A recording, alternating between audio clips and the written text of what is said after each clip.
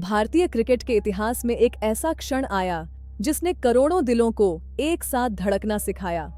कपिल देव। नमस्ते।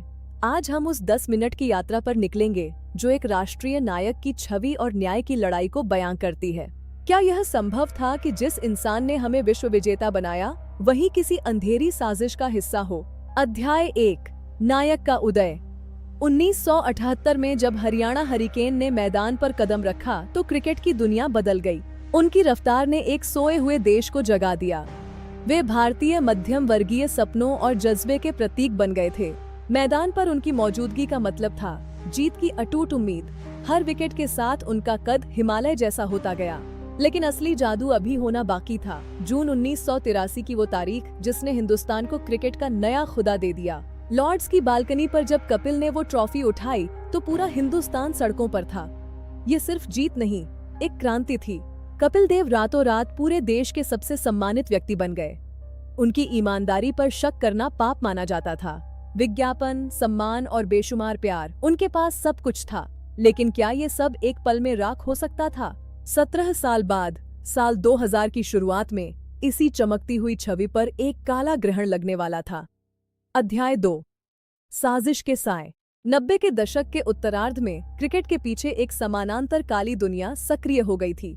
सट्टेबाजी का जाल फैल रहा था। दुनिया तब दहल गई जब दक्षिण अफ्रीका के कप्तान का नाम सामने आया। लेकिन भारत के लिए सबसे बड़ा सदमा अभी बाकी था। 1997 में मनोज प्रभाकर ने दावा किया कि 1994 के श्रीलंका दौरे पर एक खिलाड़ी ने उन्हें मैच हारने के लिए पैसे ऑफर किए। वो रकम थी 25 लाख रुपए। शुरुआत में नाम गुप्त था, लेकिन संदेह की उंगलियां देश के सबसे बड़े नायक की ओर मुड़ने लगे। मीडिया में हाहाकार मच गया।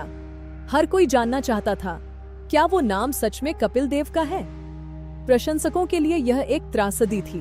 बीसीसीआई के गलियारों से लेकर गलियों के क्रिकेट तक सिर्फ विश्वासघात की बातें हो रही थीं।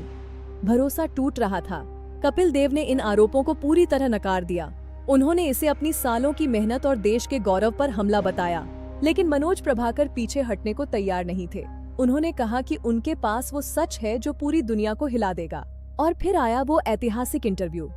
भारत ने अपने नायक को कैमरे के सामने फूट फूट कर रोते हुए देखा। वो दृश्य असहनीय था। उन्होंने रोते हुए पूछा, क्या यही वो खिलाड़ी है जिसने देश को पहचान दी?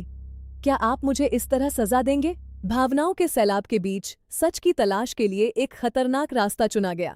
अध्याय 3, तहलका स्टिंग। तहलका की टीम ने छिपे हुए कैमरों के साथ उन बंद दरवाजों को खोला जहां क्रिकेट की डील्स गुपचुप तरीके से तय होती थीं।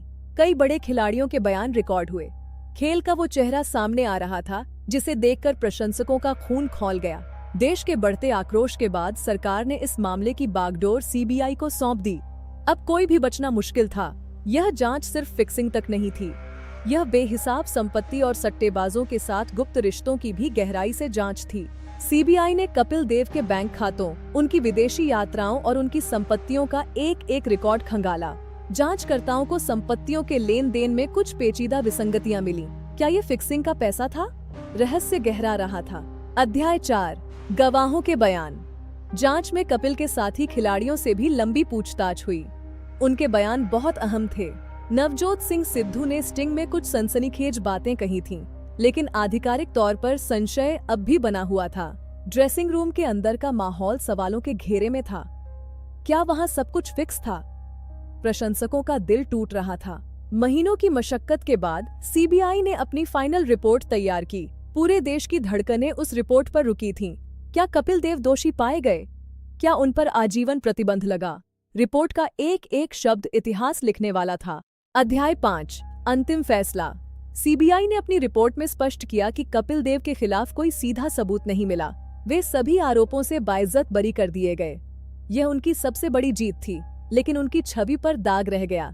कपिल ने अपना सम्मान वापस पाया, लेकिन उनकी निराशा आज भी महसूस की जा सकती है। उन्होंने क्रिकेट से दूरी बना ली। इस कांड ने भारतीय क्रिकेट को बदल दिया। भ्रष्टाचार रोकने के लिए कड़े नियम बने ताकि खेल की पवित्रता बची रहे। विवाद आते जाते हैं, लेकिन कपिल देव की विरासत को समझने के लिए हमें भावनाओं और तथ्यों दोनों को देखना होगा। अंत में सच की ही जीत होती है। कपिल देव आज भी भारतीय क्रिकेट के वो सितारे हैं जिसने हमें सपने देखना सिखाया। अब हम उस जांच की गहराइयों में जाते हैं। शारजाह का वो मैच आज भी संदेह के घेरे में क्यों है? चलिए देखते हैं। सीबीआई की रिपोर्ट ने कुछ ओवरों की गेंदबाजी और फील्डिंग प्लेसमेंट पर सवाल उठाए थे। क्या वो महज गलतियां थीं? विशेषज्ञों का मानना है कि उन परिस्थितियों में फील्डिंग के वो फैसले सामान्य क्रिकेट लॉजिक से बाहर थे।